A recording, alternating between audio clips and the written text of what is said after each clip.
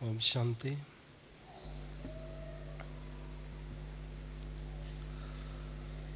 परमात्म पढ़ाई, परमात्म पालना तथा परमात्म वरदान, त्रिमूर्ति बाप से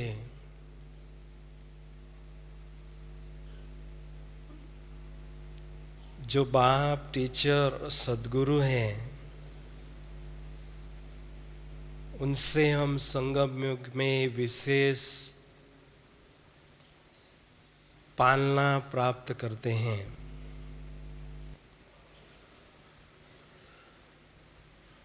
परमात्मा को पालनहार कहते हैं, क्योंकि परमात्मा स्वयं हमें ऐसी श्रेष्ठ पालना देते हैं, ऐसी ऊंची पालना देते हैं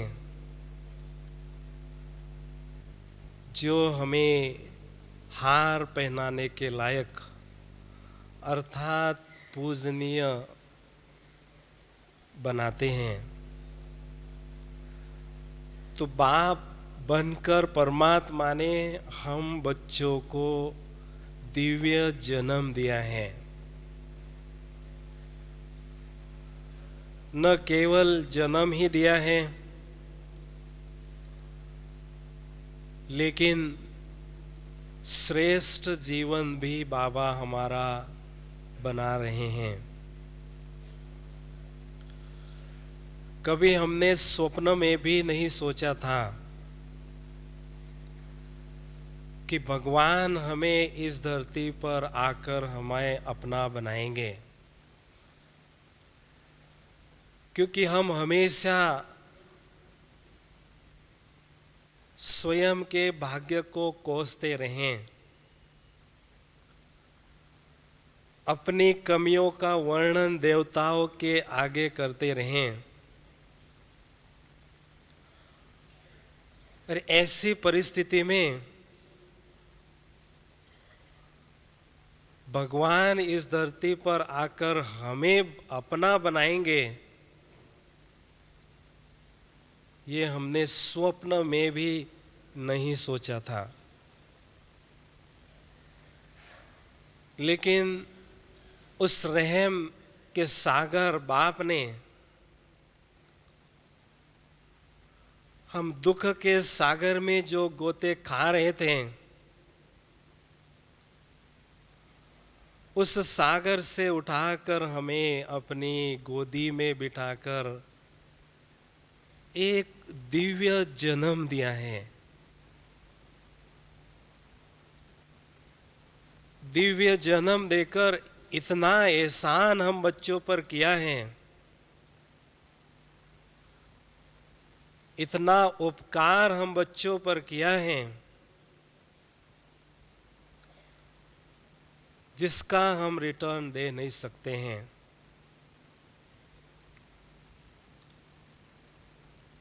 बाप जब बच्चे को एडॉप्ट करता है तो बच्चे से उसकी कुछ आशाएं होती हैं कि हर एक मेरा जो लाल है लायक बने और माला माल बने, और मेरा इस संसार में नाम रोशन करें।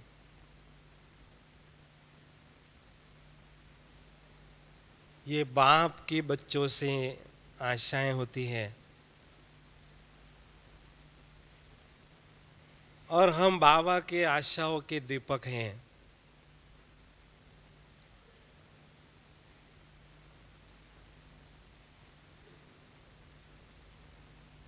तो मेरा बाप कौन है?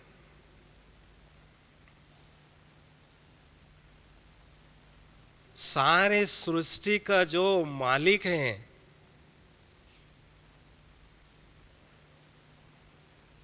सारे सृष्टि का जो क्रिएटर, कंट्रोलर और डायरेक्टर है,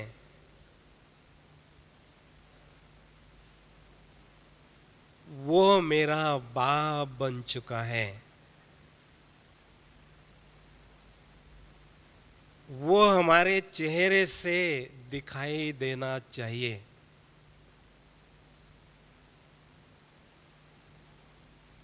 कितनी ऊंची हस्ती का मैं बच्चा हूं, ये मेरा चेहरा बताएं।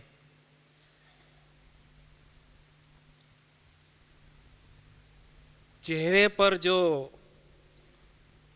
नशा होता है, नशे की झलक और फलक होती हैं, वो बताती है कि किस कुल के हम बच्चे हैं,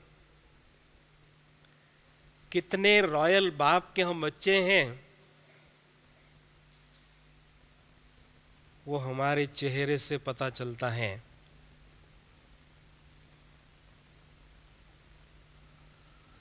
और मेरा बाप कैसा है, वो हमारे चलन से पता चलता है। कि मेरा बाप जो है सर्व गुणों का सागर, सर्व शक्तियों का सागर है। वो मेरी श्रेष्ठ धारणाओं से या मेरी श्रेष्ठ चलन से पता चलना चाहिए। इसलिए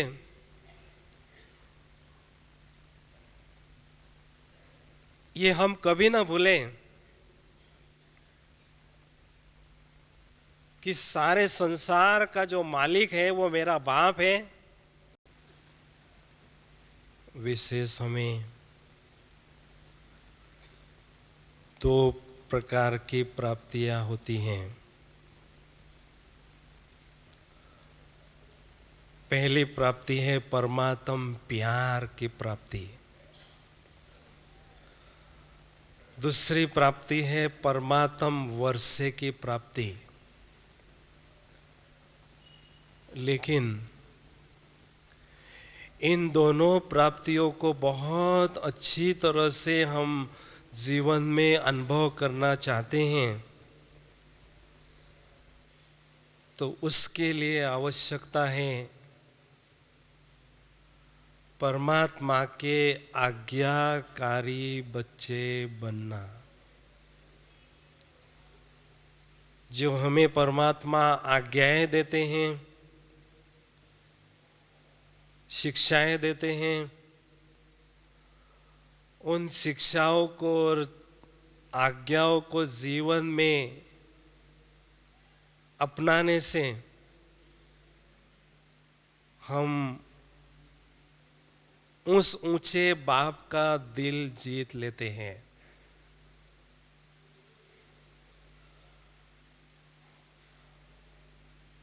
तो स्वयं को हम छोटा बच्चा समझें, क्योंकि छोटे बच्चे को बाप कभी भी अकेला नहीं छोड़ता है। ये दुनिया में भी हम देखते हैं।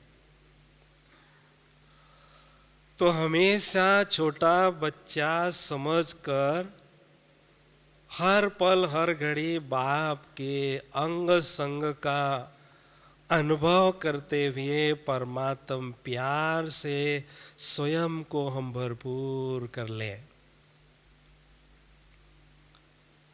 छोटा बच्चा बनकर बाबा के गोदी में हम पलते रहें, चलते रहें और उस परमात्म प्यार से स्वयं को भरपूर करते रहें। इस संबंध की अनुभूति अगर हम करना चाहते हैं तो उसके लिए सूक्ष्म वतन में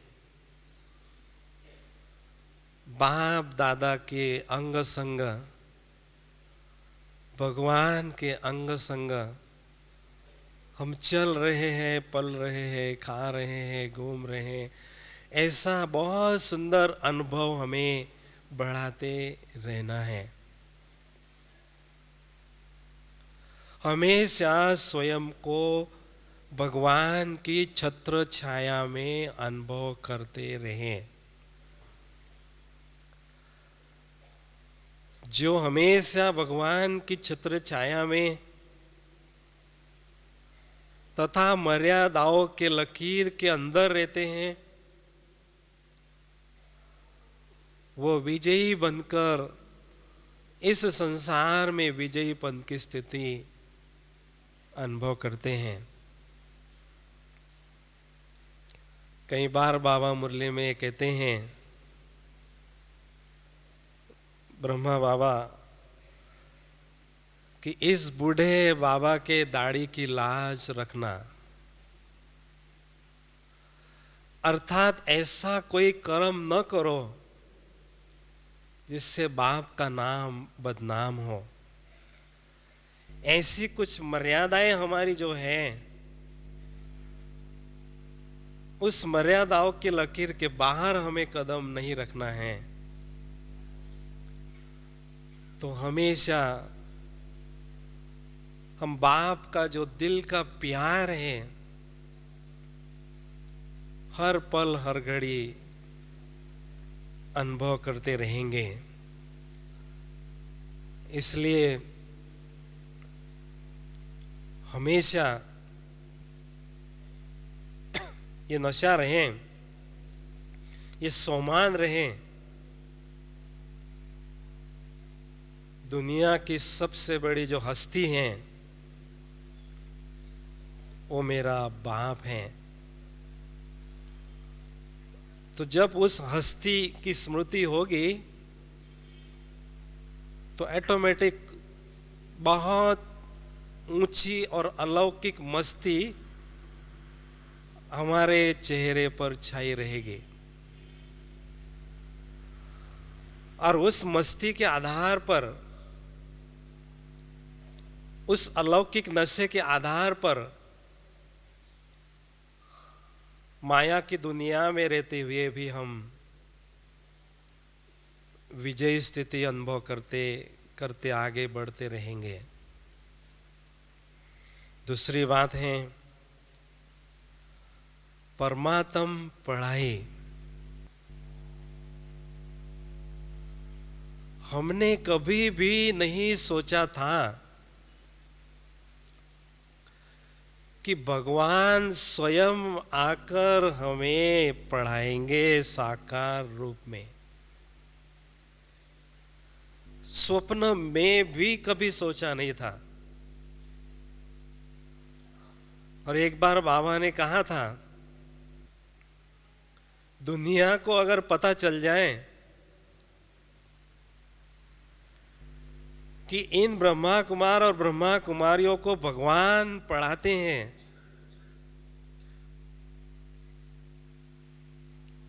तो वो भागे भागे आएंगे और इतनी रश यहां हो जाएगी जो हम पढ़ भी नहीं सकेंगे।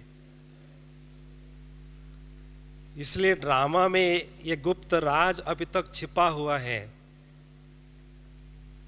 लोगों को पता नहीं है कि सबसे ऊंचा जो भगवान है वो साकार में आकर इन महान आत्माओं को पढ़ाते हैं। और पढ़ाने का भी तरीका देखो कितना रॉयल है। सबसे पहले बाबा हमें सोमान के सीट पर बिठाते हैं, सिंहासन पर बिठाते हैं। हर मुरली में देखो पहले, सबसे पहले बाबा महिमा के फूलों के हार बनाकर हमें पहनाते हैं, दिल से जिगर से महिमा करते हैं, सोमान की सीट पर बिठाते हैं और फिर हमें मधुर शिक्षाएं देते हैं। कितना रॉयल तरीका है ये पढ़ाने का।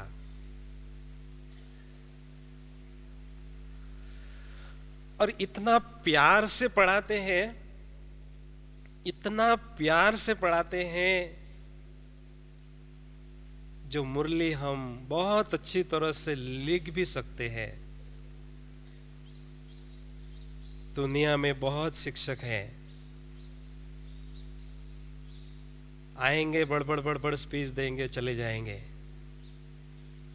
लेकिन ये जो परम शिक्षक है मेरा,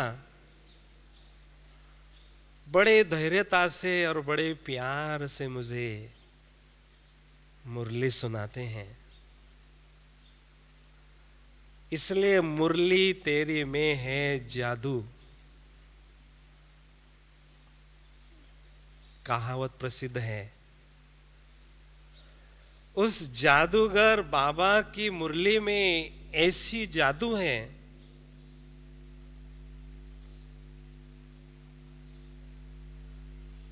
जो मुरली सुनते सुनते मनवा मोर हमारा झूमने लगता है, खुशी में डांस करने लगता है। और ऐसी प्यारी मुरली सुनते सुनते मनुष्य से हम देवताएं बन जाते हैं। कितनी बड़ी जादू है इस मुरली में, कितना बड़ा वो जादूगर है। लेकिन उस पढ़ाई का मजा लेना अगर हमें है, तो मुरली सुनते समय मुरलीधर की याद में रहना ये बहुत जरूरी है। मुरलीधर की याद में मुरली सुनते ही एक अलौकिक मस्ती, एक नशा हमें स्वतः ही चढ़ने लगता है।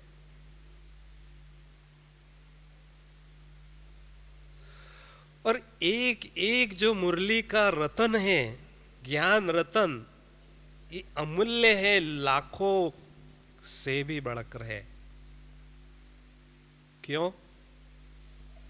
उसका कोई मूल्य नहीं है, क्योंकि ऐसे अमूल्य रत्नों को धारण करते करते हमारा इतना ऊंचा श्रेष्ठ जीवन बनता है, जिससे न केवल 21 जन्मों के लिए, लेकिन 3 भाग इस कल्प में बहुत सुखों की बड़ी मार हमारे जीवन में होती है। अपार धन की प्राप्ति हमें होती है उन ज्ञान रत्नों को जीवन में धारण करने से।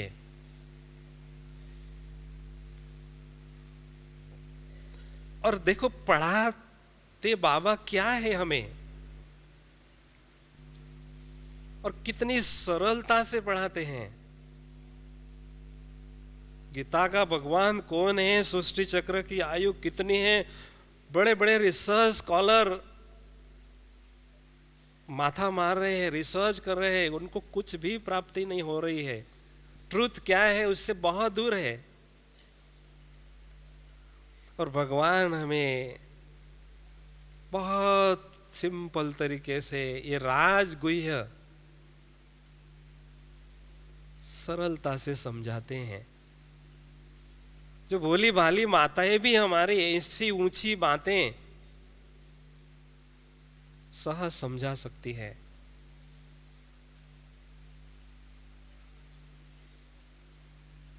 तो इस पढ़ाई का डायरेक्ट कनेक्शन योग से है। दीपक जो होता है, दीपक में जो घृत है वो है ज्ञान का घृत, और जो ज्योत जल रही है वो है योग की ज्योत। तो जितना रिफाइन ज्ञान का घृत इसमें दीपक में होता है, उतनी योग की ज्योत जो है प्रखर जलती रहती है। इसलिए जो हम पढ़ाई बाबा से पढ़ते हैं,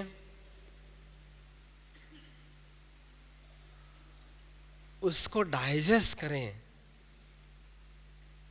मनन चिंतन के द्वारा उसको हजम करें, डाइजेस्ट करें, जिससे आत्मा के नस नस में वो ज्ञान की शक्ति समा जाए। योग बल का जितना गायन है उतना ही ज्ञान के बल का भी गायन है।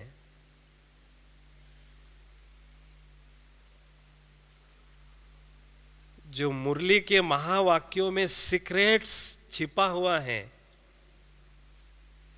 गुह्य राज छिपा हुआ है, उस गुह्य राज को समझने के लिए मनन चिंतन हमारी हॉबी हो।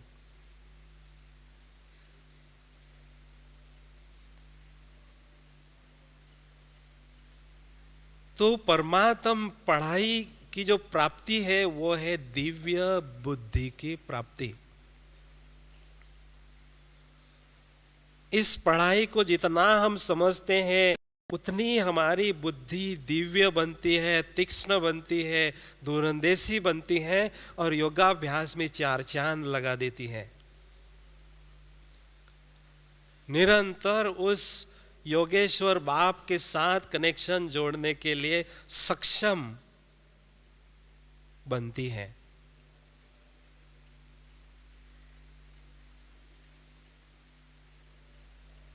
इसलिए जितना मनन चिंतन हम बढ़ाते जाते हैं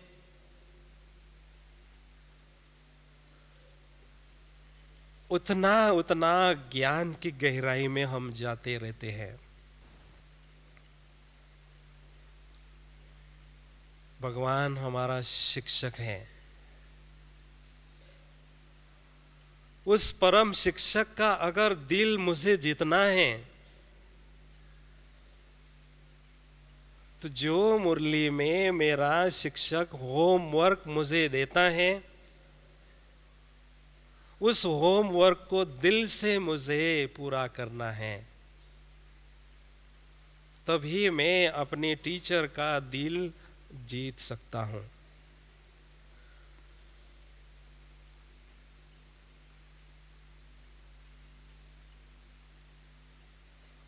तो जैसे बाबा ज्ञान के सागर हैं वैसे बाबा हम बच्चों को भी मास्टर ज्ञान के सागर बनाना चाहते हैं। तो कितनी शुभ भावना बाबा की हम बच्चों की प्रति है। जो मैं ज्ञान दे रहा हूं सारा ज्ञान मेरे बच्चों की बुद्धि में बैठ जाए और वो मास्टर ज्ञान के सागर बन जाएं। मास्टर ज्ञान सूर्य के समान प्रखर रोशनी वाले बन जाएं।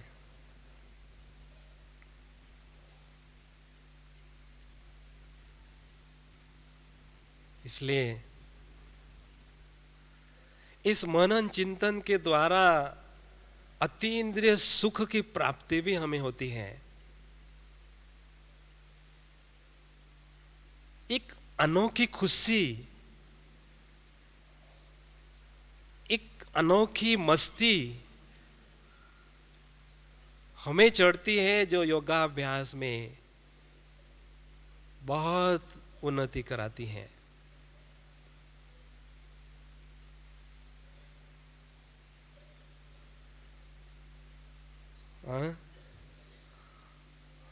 आपको पता होगा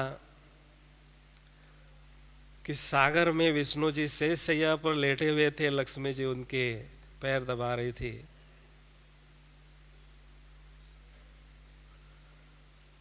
लक्ष्मी जी पूछ रही, राजन आज आप विशेष खुश नजर आ रहे हैं, क्या राज है आपके विशेष खुशी का? विष्णु जी मुस्कुराए, जवाब दिया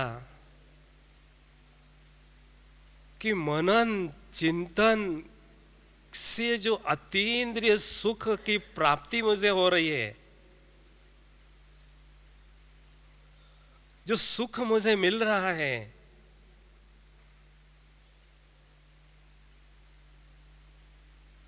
वो बहुत ही निराला है। लक्ष्मी को लगा मैं पैर दबा रही हूं इसलिए खुश हुए होंगे,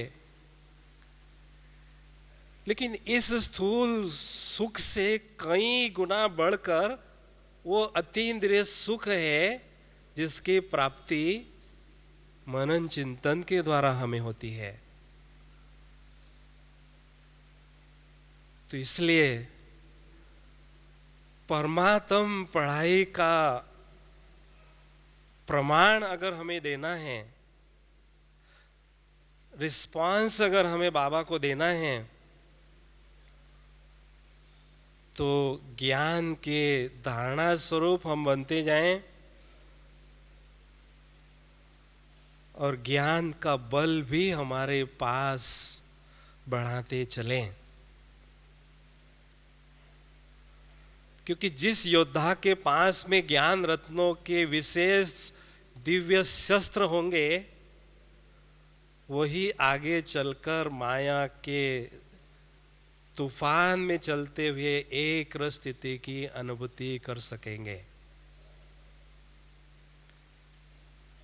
इसलिए ज्ञान रत्नों के विभिन्न प्रकार के दिव्य अस्त्र शस्त्र हमारे पास होने जरूरी है, जो हमें इस परमात्म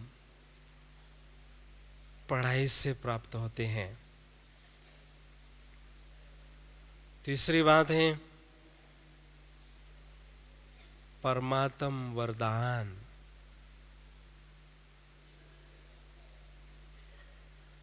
द्वापर युग से हमने आध्यात्मिक प्राप्तियों के लिए बहुत मेहनत की थी। भगवान जी ऊपर से देख रहे थे कि मेरे बच्चे थोड़ी सी शक्तियां, थोड़ी खुशी, थोड़ा आनंद, थोड़ा प्रेम, ये आध्यात्मिक प्राप्तियों के लिए कितनी मेहनत कर रहे हैं।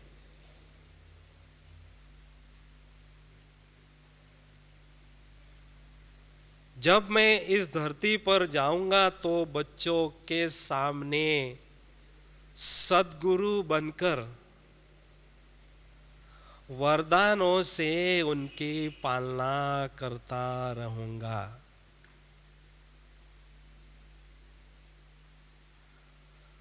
वरदानों के द्वारा पालना करना अर्थात मेहनत कम और प्राप्ति ज्यादा। यह है वरदानी जीवन की अनुभूति। क्यों ऐसे होता है? क्योंकि बाबा जब मुख से वरदान देते हैं तो दृष्टि से विशेष शक्ति भी हमें देते हैं वरदान को धारण करने के लिए।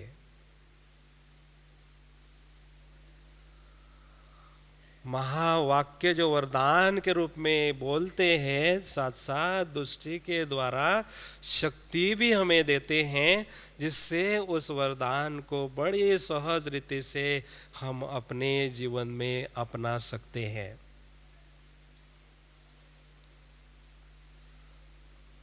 तो वरदानों का सागर बाबा हमें वरदानों से सजा रहे हैं, वरदानों से भरपूर कर रहे हैं। कितना प्यारा लगता है जब बाबा वतन से आते हैं, मुरली चलाते हैं और सभा में समक्ष खड़े होकर वरदानी हाथ से और वरदानी दृष्टि से सबको भरपूर करते हैं। कितना प्यारा वो लगता है, कितना वो सीन मन को भाता है कि भगवान स्वयं मुझे वरदानी हाथ से और वरदानी दृष्टि से वरदान लुटा रहे हैं।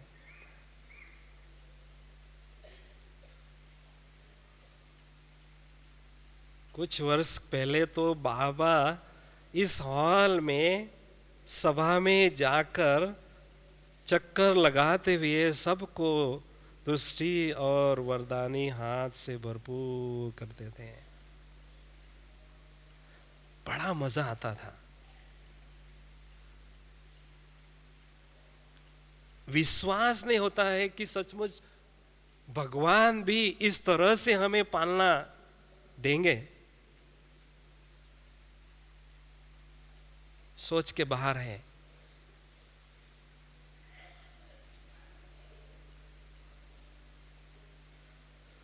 और हर दिन बाबा हमें वरदान देते ही जा रहे, देते ही जा रहे, देते ही जा रहे।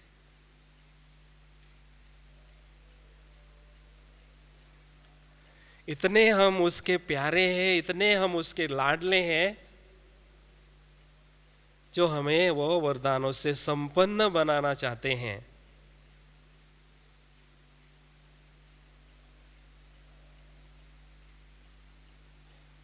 इसलिए हर दिन जब आप ऑफिस में जाते हो, बिजनेस में जाते हो, बाबा के कमरे में जाकर, सदगुरु के सामने जाकर 2 घड़ी उनसे दृष्टि लेकर उनका वरदानी हाथ अपने मस्तक पर या सिर पर रखा हुआ अनुभव करो। और सारे दिन भर में उस भगवान का वरदानी हाथ मेरे मस्तक पर है, ऐसा अनुभव करो। इतना आनंद आएगा, इतना मजा आएगा कि बात मत पूछो।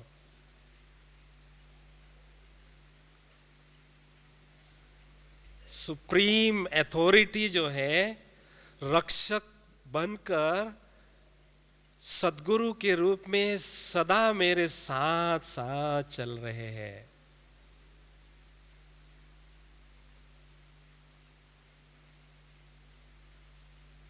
स्वयं को सेफ्टी की भी अनुभूति होगी और उस वरदानी हाथ से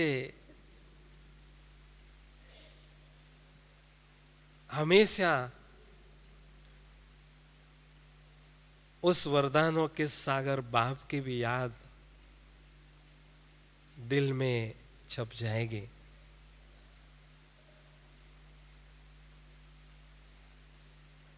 इसलिए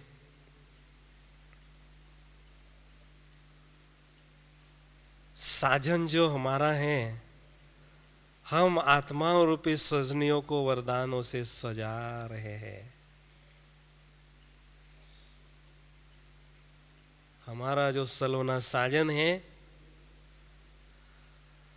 हम आत्माओं रूपी सीताओं को, हम आत्माओं रूपी सजनियों को सजा रहे हैं, श्रृंगार कर रहे हैं।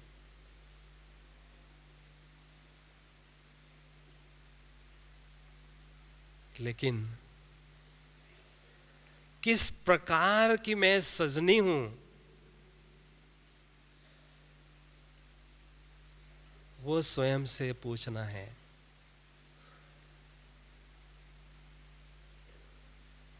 क्योंकि जो विशेष सजनी होती है, उसको साजन के बिना और कुछ नजर ही नहीं आता है।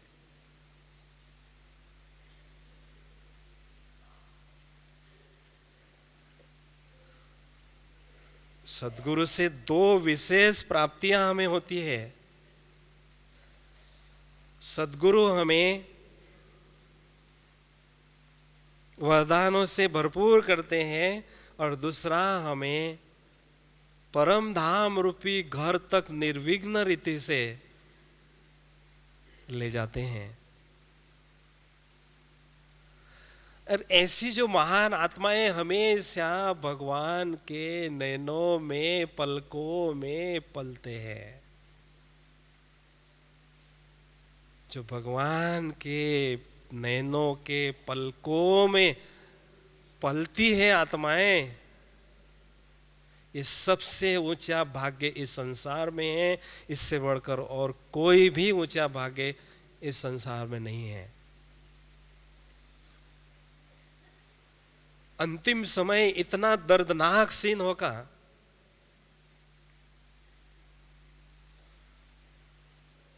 चिल्लाते रहेंगे लोग,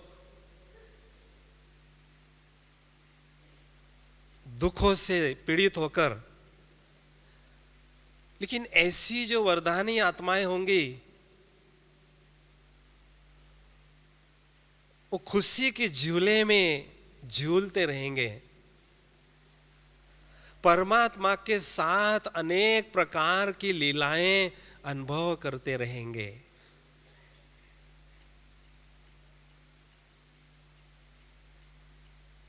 साक्षात्कार की धूम उस समय मचेगी। त्रिमूर्ति बाप की पालना से, प्यार से, वरदानों से, पढ़ाई से जो आत्माएं भरपूर होगी, बाप समान बनी होगी, उनके सीरत द्वारा भगवान का साक्षात्कार, उनके नैनों के द्वारा भगवान का साक्षात्कार अनेक आत्माओं को होगा।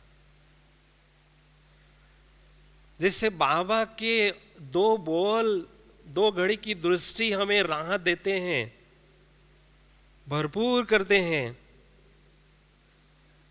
हमारा उस समय पाठ होगा मास्टर भगवान का।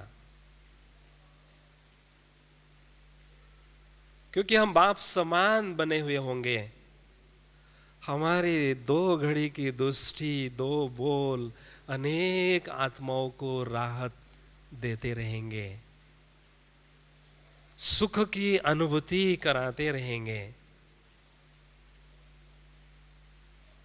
इसलिए अभी से ही हम ऐसा अभ्यास करें, ऐसा अनुभव करें कि मेरा घर कौन सा है, मैं कहाँ रहती हूँ,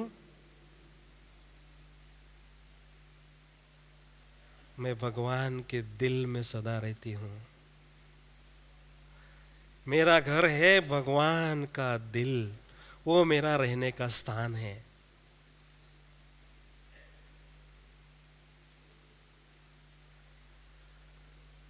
तो जो दिल तख्त नशीन बनते हैं, भगवान के दिल में रहते हैं, भगवान के नैनों के पलकों में पलते हैं, ऐसी खुश नसीब आत्माएं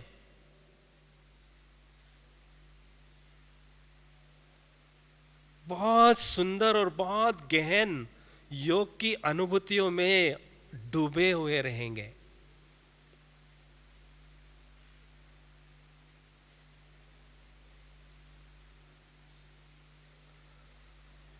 बाबा ने एक गंभीर इशारा हमें पिछले मुरली में दिया। बाबा चाहते हैं हर बच्चा मेरा संपन्न बन जाए, हर बच्चा मेरा संपूर्ण बन जाए जल्दी से जल्दी।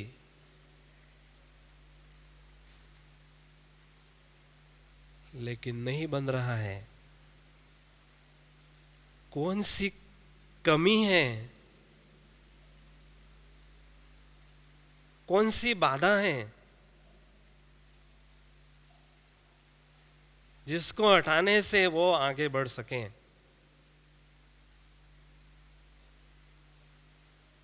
एक तरफ तो हम कमाई करते हैं योगाभ्यास के द्वारा, शक्तियां जमा करते हैं, लेकिन दूसरे तरफ व्यर्थ संकल्पों और निगेटिव संकल्पों के द्वारा उस शक्तियों का लीकेज भी होता है, जिससे जमा का खाता नहीं बढ़ता है,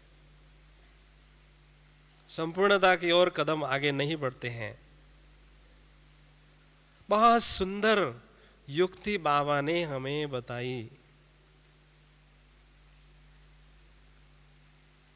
कौन सी युक्ति है? बड़ी सरल है।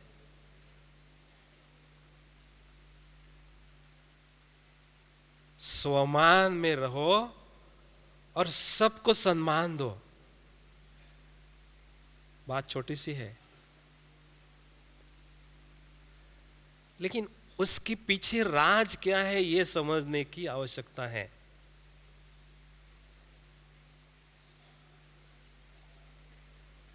सोमान में रहने से स्वयं के प्रति जो भी व्यर्थ संकल्प चलते हैं, निगेटिव संकल्प चलते हैं, वो हम समाप्त हो जाते हैं। हमेशा मैं समर्थ आत्मा हूँ, मैं महान आत्मा हूँ, भगवान की नज़रों में आई हुई विशेष आत्मा हूँ, ऐसे महान संकल्प ही हमारे मन में पनपते रहते हैं। हमें अपनी कमी, खामी या त्रुटि पर ध्यान नहीं जाता है।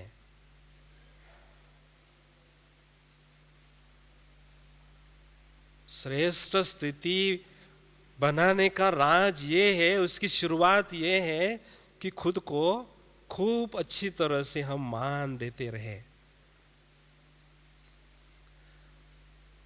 जितना स्वयं को हम मान देते रहेंगे, स्वमान में स्थित रहेंगे, श्रेष्ठ स्थिति हमारी बनती जाएगी, जिससे अन्य आत्माएं भी हमें मान देंगे, स्वतः ही देंगे।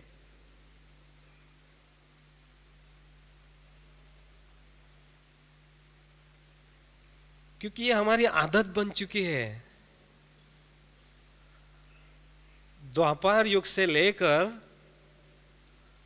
स्वयं की कमियों का निरीक्षण करते रहना, उस पर सोचते रहना, ये हमारी आदत बन चुकी है। उसको हमें मिटाना है, तो ये तरीका बाबा ने हमें बताया कि आप मेरे बहुत रॉयल बच्चे हैं,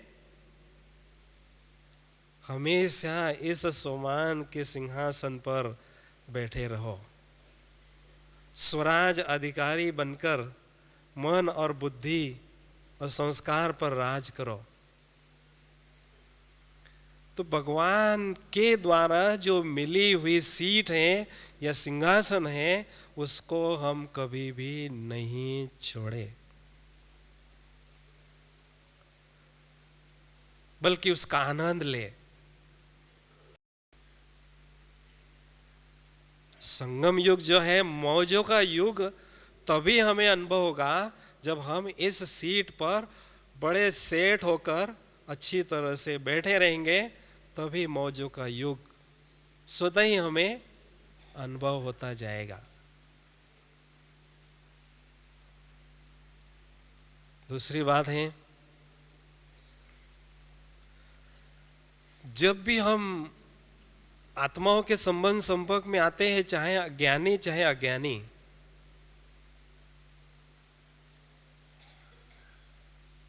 उनकी अच्छाई पर तो हमारा ध्यान जाता ही है, लेकिन विशेष ध्यान उनके कमी पर हमारा जाता है, जिससे हमारे मन में व्यर्थ और नकारात्मक संकल्प चल पड़ते हैं। नहीं, मुझे हर आत्मा को सम्मान की दृष्टि से ही देखना है।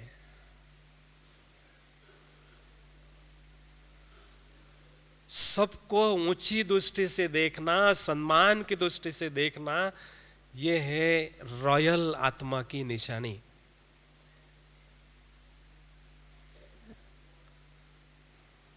जो बहुत बड़े दिल वाला व्यक्ति होता है,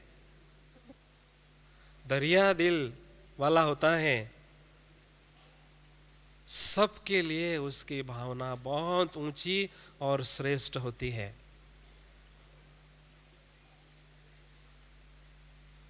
मैं दाता का बच्चा, मास्टर दाता हूं। जो भी मेरे सामने आता है, आपके घर में कोई आता है, क्या करते हैं? उसका स्वागत करते हैं,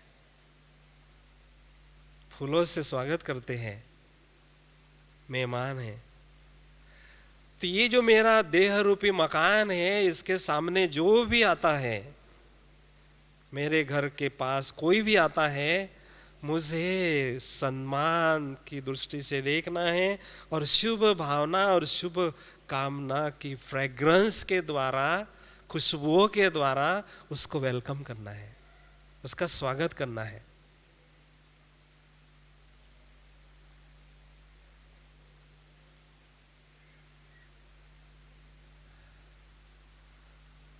अगर मैं उसके बजाय अशुभ सोचता हूं किसी भी आत्मा के प्रति, पहले नुकसान मुझे होता है, उसको तो बाद में होगा। क्योंकि मुझे उसके प्रति अशुभ संकल्प सोचना होगा, व्यर्थ संकल्प सोचना होगा, जिससे मेरी शक्तियों का ह्रास पहले ही होगा, नुकसान पहले ही होगा मुझे। क्यों मैं अपना नुकसान करूं? संगम युग है जमा करने का युग, खर्च करने का युग नहीं, जमा करने का युग।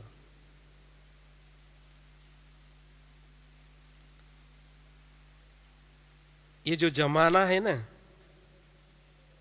जमा प्लस ना, ये जमाने को आप देखते रहेंगे ना तो आपका जमा का खाता बढ़ेगा ही नहीं। जमा ना,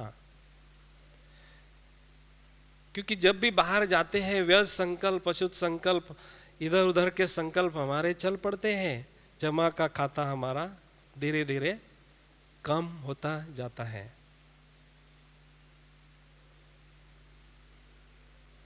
इसलिए मुझे चश्मा ही पहनना है पॉजिटिविटी का, सबको पॉजिटिविटी ही मुझे दिखाई दे, सबको मैं सम्मान की नजर से ही, दृष्टि से ही देखूं। इस धारणा को हम जीवन का अभिन्न अंग बनाएं तो आप देखेंगे धीरे धीरे आपके स्थिति का स्तर जो है ऊंचा उठता जाएगा, आपकी उन्नति बढ़ती जाएगी।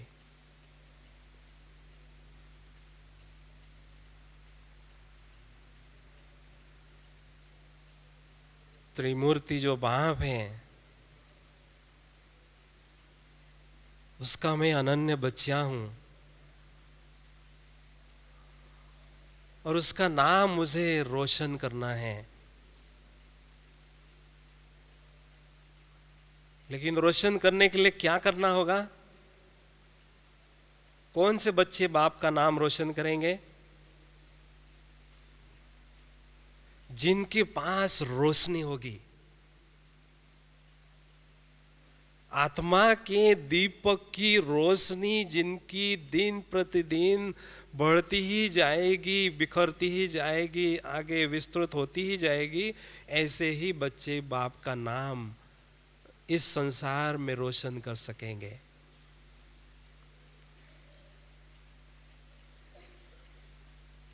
इसलिए मुझ आत्मा का जो औरा है, जो आभा मंडल है, वो दिन प्रतिदिन जो है विशाल बनता जाए, दिव्य और भव्य बनता जाए, ऐसा गुप्त पुरुषार्थ हम करते रहें।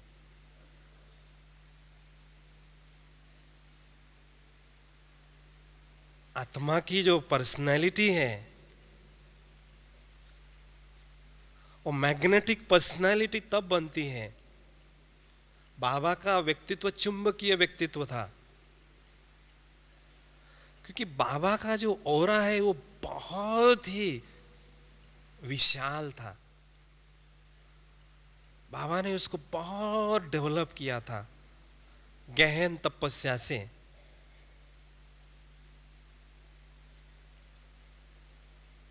तो हमें भी ज्वाला स्वरूप की योग की अनुभूति बढ़ाते बढ़ाते आत्मा के आभा मंडल को बहुत तेज और विशाल बनाते जाना है।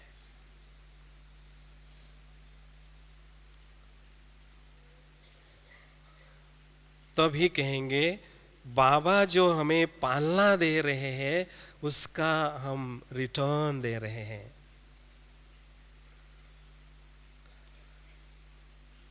मधुबन में, हम मधुबन निवासी बाबा से मिल रहे थे।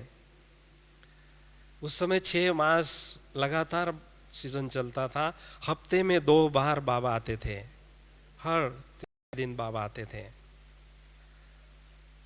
तो हम मधुबन निवासी बाबा से मिल रहे थे, तो अंत में बाबा के साथ हम बैठे थे, तो गीत गाकर बाबा को शुक्रिया अदा कर रहे थे कि बाबा आपको बहुत बहुत धन्यवाद, बहुत बहुत थैंक्स, बहुत बहुत शुक्रिया।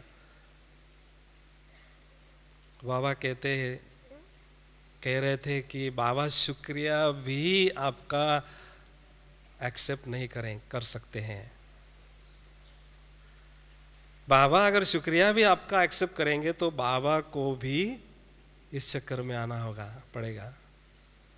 बाबा ने जो सेवा की है दिन रात, उसका रिटर्न अगर हम देना चाहते हैं, आप देना चाहते हैं, तो अपनी स्थिति को श्रेष्ठ बनाकर ही बाबा के पालना का रिटर्न हम दे सकते हैं।